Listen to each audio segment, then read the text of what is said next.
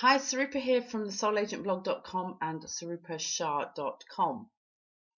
Today I want to talk to you about 3 different ways for you to deal with rejection in business. And actually, it's the same for rejection in any part of life, because the energy of rejection is the same. So the rejection I'm talking about is when a potential client says no to you, the one that you thought was your perfect ideal client, or when you're launching something that you feel so excited and passionate about, a coaching program, an event, an online program, or even a free teleseminar or whatever, and you're just not getting people signing up. You're not getting people raising their hands. You might get a lot of people saying, wow, that's wonderful.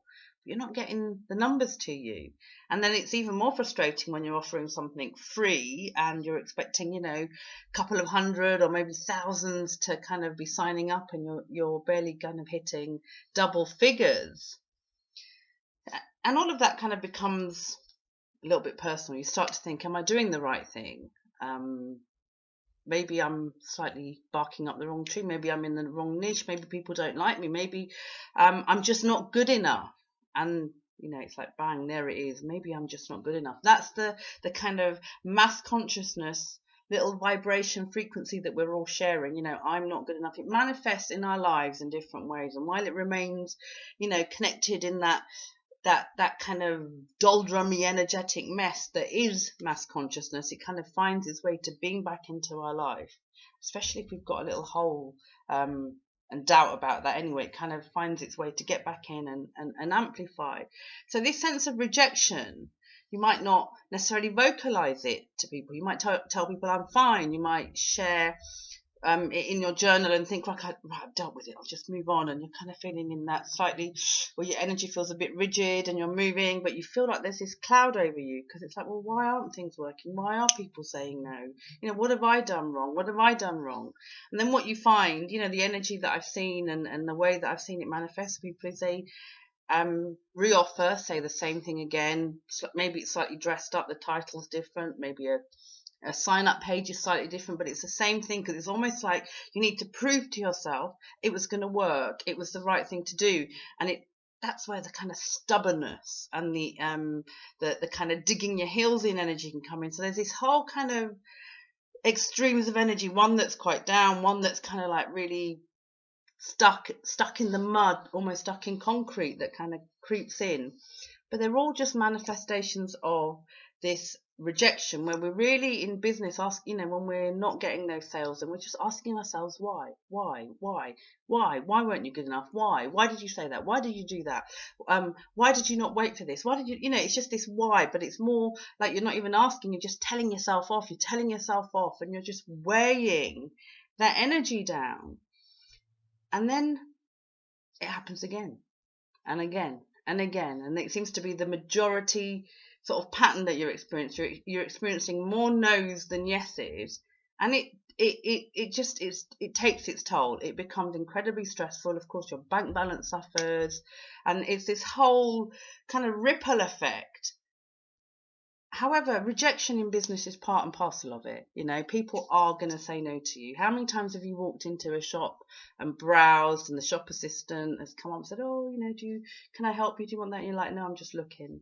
I'm just getting some ideas, or I'm just browsing, whatever. We're not always going to buy, and just because you think someone's your ideal client, and they fit the criteria of, presuming that you've done really good, powerful, ideal client work, where you're manifesting and connecting to their soul, as well as kind of doing the kind of old school written stuff about them, but really connecting their energy. You've found someone that you feel intuitively and in your heart, this is exactly that person. Ultimately, it's up to them. It's their free will. They can say no. This is why selling isn't about converting people. That's such old talk. It's not about forcing a no to become a yes, or making that person's no feel inadequate, or make them feel fearful that if they don't say yes to you, that's it, their business, their health, their wealth, whatever it is just going to suffer and plummet and be worse. So I get that that's where, heart-centered and conscious entrepreneurs are. We don't want to be pushy, but what people are doing instead is kind of pushing onto themselves, saying, well, you were rubbish, you weren't good enough. all these people that are saying no to you. So, I was going to share three. It's probably going to be more, because the first one I think that is important is to remember people have the right to exercise free will. They have the right to say yes. They have the right to say no. And any decision, especially when we're talking about selling here in particular, any decision around an offer that you may be making to somebody where they make an outcome of yes or no is to be celebrated, because it's a decision. The worst is when you've left a potential client in a place of inertia, confusion. They don't even want to come back to you. They want to hide from you and not have to kind of face you, because they don't know what to say, they don't know what to do, and they don't want to feel cornered or pushed. So the fact that you've allowed somebody to get to a decision, that is ultimate service. You have helped them clear something in their process, and they've cleared up energy for you, which is fabulous, because for a no, you get the ability to focus on the yeses, or the people that are potentially still yeses. Why is it when we know what we focus on increases and we attract from that place, that we get so caught up in the negative, trying to unpick that and fuse it together and work out, what did I do wrong, what went wrong, from that kind of perspective? Focus on the people that could be your community. Focus on the people that are looking for your services. Don't focus on the person that has said no. Don't go into that kind of perverse energy. So that's the second thing. So that's kind of like about changing your mindset and using the opportunity to say, hey, this is great, celebrate. These are two that have come together first. The third thing, when you're looking at those no's, or the fact that your programs, free webinars, free offerings, or even blog, isn't getting the readers, you're not attracting the people that you felt that you would. It's not matching the passion that you have. It's not matching the drive that you have, and the commitment and the will and the ambition. And that is disheartening. Is actually, if it is a 90% no rate, or a 90% things don't really take off the ground for you, well, instead of letting it weigh you down, why don't you learn? Use the opportunity to learn something. Look at review. Don't keep doing the same thing again and again and again and again and expecting, the different results, and changing the colours of a website or a title of a program and reordering bullet points, when actually it's still the same content that you want to be delivering, is doing the same thing again and again and again. You're just dressing it up differently. But actually, why don't you take that opportunity to review what you're doing? Ask for feedback from people. Say to them, okay, so totally 100% respect your no, but I would really love if I could just take a few more minutes of your time just to understand what that's about. Is it that it's not, you might find out that it's not the right time for them. You might find out that it's a pricing point issue, or actually that they're not really sure what you're doing, or there's something that you can learn without taking blame. It's not a blame game or a kind of burdening yourself with responsibility game. It's just saying, there's two magpies out there. I can't show you them because I have to turn the laptop round, but they've just appeared and they're doing an amazing little dance. Sorry, sidetrack. But it is about kind of looking at that, using the opportunity to learn and grow. And one of the things, underneath that I found, certainly in my past, and I know that I was struggling with this anyway, and I've shared it before, was about benefits, about why I was doing what I was doing. I had the passion, I knew I wanted to do something, but it was like I just didn't know how to actually put that into words so people could understand what I was going to be doing, how I was going to be changing their lives and now their businesses, how I was going to support them to align soul and spirit into their business. So it was understanding about the benefits. So there's another little kind of additional tip there. The fourth, which was going to be the third, but the fourth tip, and I've touched on this right at the very beginning, is actually about doing that ideal client work. And it's not just about writing down who he is, or what kind of company it is if you're, working in that corporate thing. It's really doing that energy work, connecting to the energy of who you are going to be working with. And that's not the hundreds and thousands of people, which you clearly will have the potential for. Your ideal client market is always going to be abundant, but it's actually about doing those business processes. But that particular one, when it comes to dealing with rejection, is vital and key, because it influences so much. It'll influence your marketing, so it will influence how you connect to the energy of benefits. That is something that, if we can't talk about the benefits, if we can't talk about why it makes a difference, why what we are offering, whether it's a product or a service, is relevant, significant, important to create this transformation, to support this, to shorten the time of taking, to walk from A to B, or whatever it is, if it's not tangible and something really real, it's going to be hard for people to say, well, why do I want it? What's the purpose of it? I'm not sure if it fits with what I need. And when you connect to the energy, and this is kind of one of the experiences as a heart-centered and conscious entrepreneur, you are someone that is open to working with energy, someone who is also sensitive to that energy, and someone who can expand and play with that energy. It's part of your gift set as much as it's part of where your growth comes from. It's not just about, I can meditate and I can play with light and energy. It's actually about how I can use that to expand me and get my gifts out into the world more, fulfill my purpose and potential more. Therefore, the people I'm destined to work with are more likely to feel safe in saying yes, because they're going to get what was agreed at some, who knows, soul to soul, spirit to spirit meeting many, many moons ago. But it's the fact that you can connect to that energy, and it does influence, like I say, everything. So I'm going to really quickly recap on those, because I know I have a tendency to talk fast. We've had the magpies, but it is something that I'm really passionate about for heart-centered entrepreneurs, because having this label is not enough. Fearing rejection and then avoiding doing anything about it, or pretending that all these no's are just the way it's meant to be and I have to kind of suffer my lot, is just, nonsense. The fact is, this fear of rejection, underneath it is this fear of not being good enough. It's this fear of, maybe I am a fraud, maybe I deserve all of this, and holding it in, and it stops people embracing sales. It's what gives people this illusion that selling is old paradigm, it's masculine, that it's not part of the new era. It's going to be something really different. There's going to be this feminine way of doing business. What is this feminine way of doing business? If it involves kind of just not doing anything and just standing and hoping that we're going to attract just by saying, hey, I'm in business, it may end up working like that, and that will work equally for men and women, but it's not how it is at the moment. And as heart-centered entrepreneurs and conscious entrepreneurs, it is about stepping into that place where you say, I am willing to make a stand for my gifts. I'm willing to make a stand for my soul and do the growth that I need to get my purpose out in its full potential. So let's just take a look, so that, the whole point of this, dealing with rejection, the reason I've done this video, is in order for you to actually start embracing selling, start embracing business, and to get over the aspects of your own emotions, your own fears that keep you playing small. So the recap: everyone has a right to say yes or no.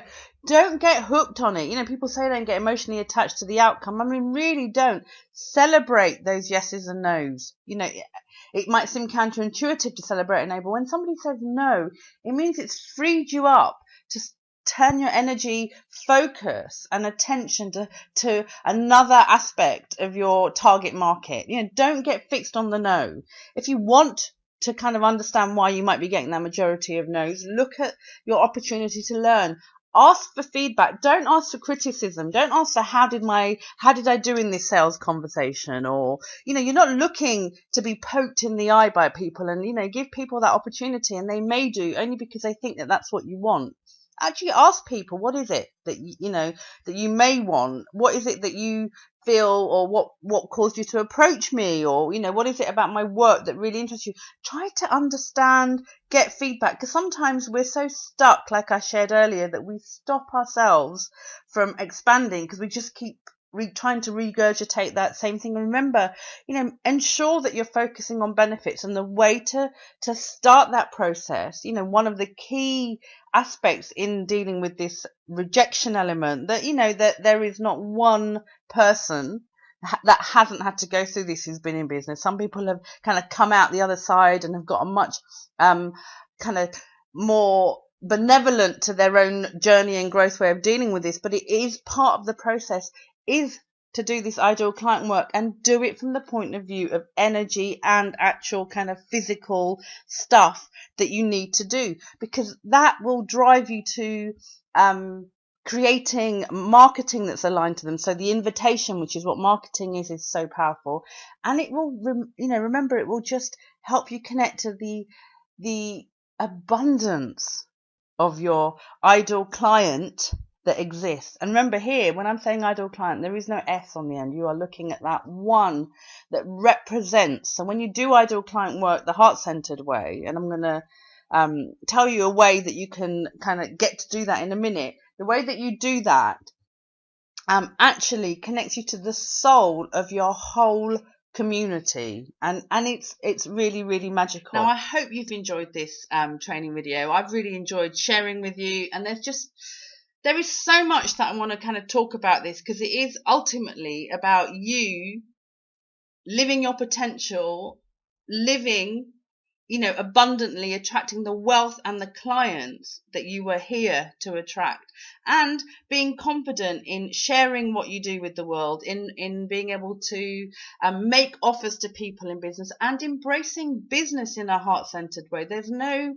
point in not approaching business in a heart-centered way. There's no point in making business wrong anymore. And this is why in less than a week it starts. I've got this program. I'm going to be running it with my partner Michael, and we're going to be going through the steps where you're building this foundation around your ideal client, around your market and marketing, around how you sell. We're not going to give you scripts at all. We're not going to try and turn you into copies of us, or we're only going to try and turn you into the greater magnificence of who you are, where you get to speak from here, where you get to market from here, where you get to attract from here, where you feel that inner confidence that a spiritual warrior would have, where you feel it's okay to get that yes or no, where you're not going to be so fearful of rejection that you're going to start to make up stories about business not being, right for heart-centered entrepreneurs, and we've got to kind of do it all so differently. Business is neutral. Selling is neutral. Selling is, in fact,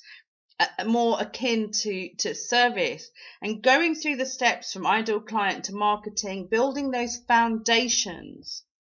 And think of it like a building. Building those foundations will allow the structure, which is your business, to be really supported. And when you try and grow that business, that foundation will continue to support it. Now you can check out the program. It's at thesoulagentblog.com/summer school 2014. So that's thesoulagentblog.com/summer school 2014.